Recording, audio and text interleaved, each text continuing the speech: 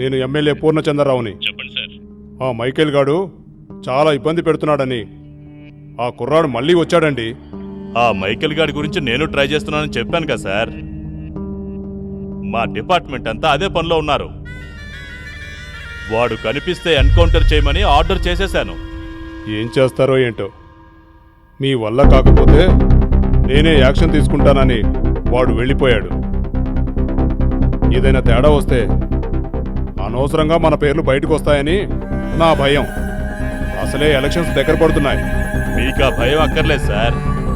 2-3 రోజుల్లో మన వాళ్ళు వాడిని పట్టుకుని కాల్చి పారేస్తారు. ఎమ్మెల్యే మీరే అవుతారు సార్. కాదండి, ఎమ్మెల్యే కాదు, ఈసారి మినిస్టర్ అవుతారు సార్. మీరు కూల్గా ఉండండి.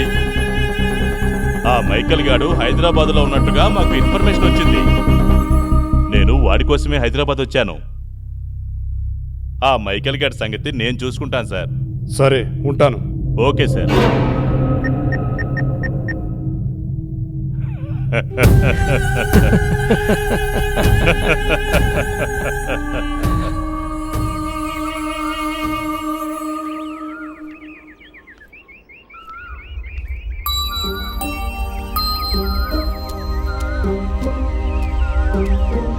బాలు, ఇక్కడికి వచ్చున్నావేంటి? నీకెన్నిసార్లు కాల్ చేశానో తెలుసా? ఏంటి ఎలా ఉన్నావు? మైకేల్ గారు మళ్ళీ కాల్ చేశాడా? లేదు, తను నేను నిర్ణయానికి వచ్చాను. ఏంటి? ఈ పోలీసు వాళ్ళ చుట్టూ ఎమ్మెల్యేల చుట్టూ తిరగడం వల్ల టైం వేస్ట్ తప్ప ఒరిగేదేం లేదు.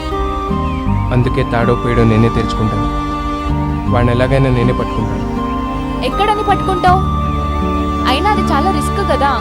వాడు చాలా పెద్ద క్రిమినల్ అని విన్నాం. తెలిసి కూడా వాడిని పట్టుకోవాలని తిరుగుతావా? తప్పదు, అది నేను చూసుకుంటాను. నువ్వు జాగ్రత్త. వద్దు బాలు, కొన్ని రోజులు చూద్దాం. అన్నయ్య కూడా నీ గురించి ఎవరెవరినో పెద్దవాళ్ళని కలుస్తున్నాడు. నీ ప్రాబ్లం సాల్వ్ అవుతుంది. అంతేగాని నువ్వు మాత్రం ఈ రిస్క్ చెయ్యొద్దు. తను నువ్వు పిరికిదానిలా మాట్లాడి నన్ను పిరికివాడిని చేయకు. భయమన్న మాట మర్చిపోయేలా బ్రతకాలని మా నాన్న నన్ను ఇక్కడ పంపించాడు.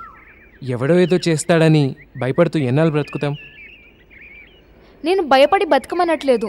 కొన్ని రోజులు చూద్దాం. ఎవరైనా మనకి న్యాయం చేయొచ్చు కదా. ఎవరు చేయరు, అది భ్రమ. పోలీసులు, నాయకులు ఇలాంటి క్రిమినల్స్కి సపోర్ట్ చేస్తుంటే ఇక న్యాయం గురించి ఎవడు పట్టించుకుంటాడు?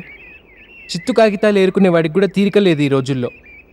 ఎవడి బ్రతుకు వాడికి ముఖ్యం. ఎవడో మనకి హెల్ప్ చేస్తాడని వెయిట్ చేయడం మన తెలివి తక్కువతనం. కరెక్టే, నేను కాదనను. కానీ కొద్ది రోజులు కూడా వెయిట్ చేయలేవా? ఒక్కరోజు కూడా చేయలేను. నా భయం నా గురించి కాదు, నా ఫ్యామిలీ గురించి. వాళ్ళని ఏదన్నా చేస్తాడేమోనన్న భయం. నాన్న కళ్ళలోకి సూటిగా చూడాలంటేనే భయంగా ఉంది. నాన్న నన్ను ఎలాగైతే చూడాలనుకున్నారో దానికి రివర్స్ అయింది నా పరిస్థితి. అందుకే నేను వెయిట్ చేయలేను. వాడు నేను తేల్చుకోవాల్సిందే. బాలు ప్లీజ్, నా మాట విను. కొద్ది రోజులు ఆగచ్చుగా ప్లీజ్. ఏయ్, పరిస్థితి ఎంత చెప్పినా నీకు అర్థం కావట్లేదా? నేనేమైపోతానో అన్న నీ స్వార్థం గురించి నువ్వు ఆలోచిస్తున్నావు. నీ స్వార్థం కన్నా నా బాధ్యత పెద్దది. నా ఫ్యామిలీ నాకు ముఖ్యం. అయినా నీతో మాట్లాడితే నేను పిరికివాడిని అయ్యేలా ఉన్నాను. నేను బ్రతుకుంటే కలుస్తాను. బాయ్. బాలు, బాలు,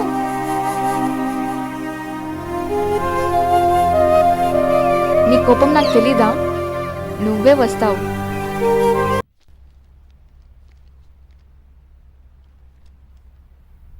బాలు, రా రా, కూర్చో రా.